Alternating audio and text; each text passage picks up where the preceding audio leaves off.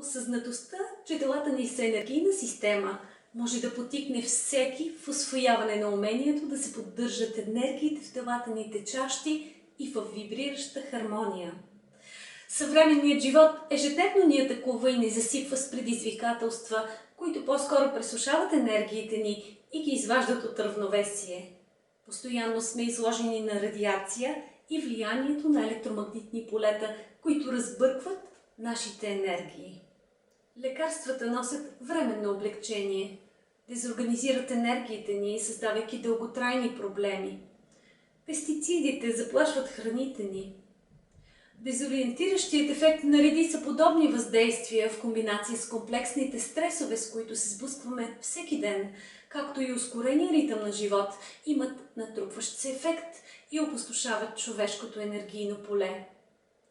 Съществуват множество практики, чрез които можем да попречим на разрушителните процеси. Една от най-бързо и лесно достъпните практики е използването на собствения глас в процес на енергомоделиране. Цялото ни тяло е изградено чрез звук. Всъщност всичко е направено от звук. Дрехите, очилата, които носим, книгата, която държим, къщата, улиците, цветята и дърветата, земята. Всъщност всичко. Цялата Вселена е сътворена от звук.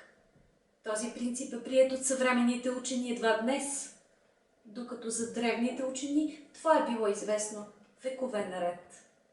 С помощта на съвременната научна технология и новите физически проучвания, науката е открила и е разкрила, че всяка материя се състои от вибриращи енергийни вълни и въпреки, че това не може да се чуе от човешкото ухо, вълните издават звук.